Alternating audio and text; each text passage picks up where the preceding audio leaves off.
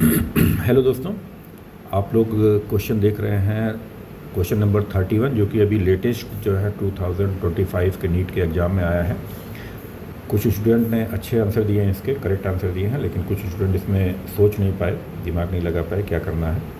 आइए इस क्वेश्चन को देखते हैं।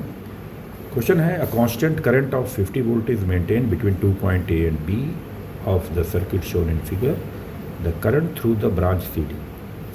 यानी इस क्वेश्चन में पूछा है कि अगर 50 वोल्ट लगा दिया जाए तो सी से डी की तरफ कितनी करंट बहने वाली है। तो दोस्तों इसको करने की कोशिश करते हैं हम लोग। देखें आप लोग, यहाँ पर आपके पास 1 ओम का रेजिस्टेंस है, उसके बाद एक 2 ओम का रेजिस्टेंस, ठीक ऐसे ही नीचे भी है 3 ओम और उसके बाद 4 ओम, और इसको टोटल 50 वोल्ट जो है वो दे दी गई है। और ये पॉइंट आपका सी है, ये पॉइंट डी है, ये सी पॉइंट डी पॉइंट, जिसके बीच में एक वायर से जुड़ा हुआ है। 50 वोल्ट की बैटरी है। अब सबसे पहले तो आपको ये पता ही होगा कि अगर कोई बैटरी जुड़ी है किसी सर्किट में तो रेजिस्टेंस उसका क्या सबसे पहले कैलकुलेट करना पड़ता है। तो यहाँ पे हम लोगों का सबसे पहला वर्क है कि रेजिस्टेंस कितना है सर्किट का वो कैलकुलेट करें। आप देख रहे हैं कि सी और डी पॉइंट एक कॉमन वायर से जुड़े हुए हैं। इसका मतलब ये हो जाता है कि सी और डी पॉइंट कॉमन है, यानी इन दोनों पॉइंट को आप एक बना सकते हैं। और अगर ऐसा करते हैं तो ये सर्किट आपका मॉडिफाइड होगा कुछ इस तरीके से। 1, 3 ये दोनों मॉडिफाइड हो गए, पॉइंट सी और डी मिल गए। यहाँ पर ये 2 ओम, ये आपका 4 ओम, और ये दोनों जो रेजिस्टेंस के कॉम्बिनेशन आए हैं 1 और 3, 2 और 4, आपको पता है कि 1 और 3 जो है वो पैरेलल में है, 2 और 4 पैरेलल में है। 1 और 3 अगर पैरेलल में है तो इनका पैरेलल कॉम्बिनेशन आपको पता होगा 1 × 3 / 1 + 3 यानी कि 3/4, और 2 और 4 का कॉम्बिनेशन होगा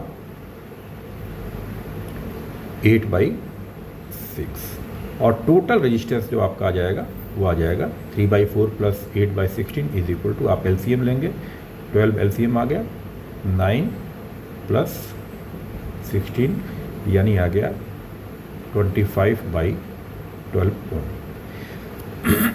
यानी कि आपके रेजिस्टेंस की वैल्यू 25/12 ओम आई है।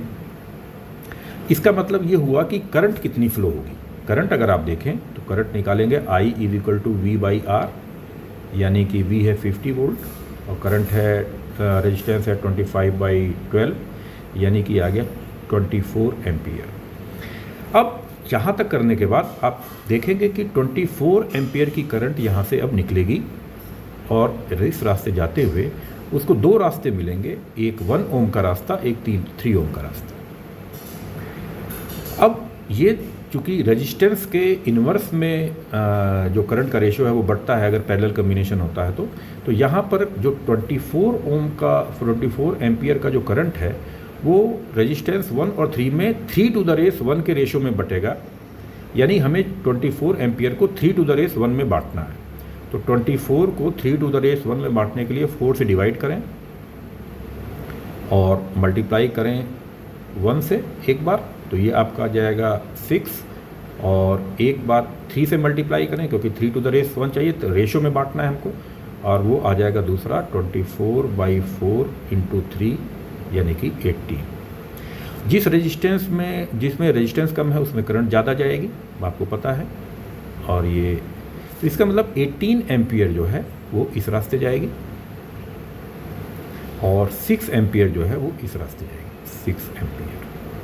और आपको पता है कि अगर मान लीजिए यहाँ से 24 एम्पियर गई है तो यहाँ पे 24 एम्पियर यहाँ से वापस भी आनी है, 24 एम्पियर वापस भी आएगी।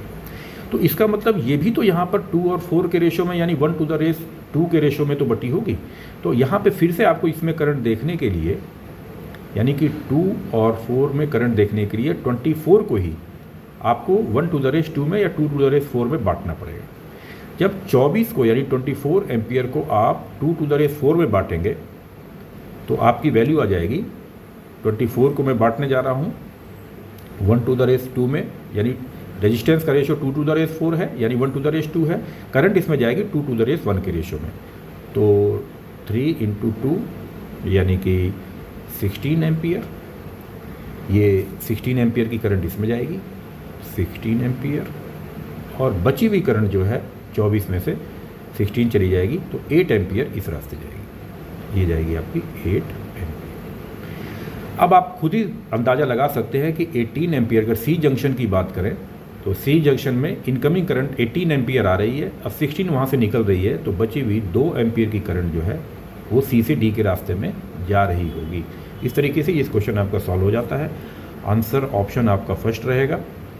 इस तरह से फ्रेंड्स ये भी क्वेश्चन आपका सॉल्व हो जाता है।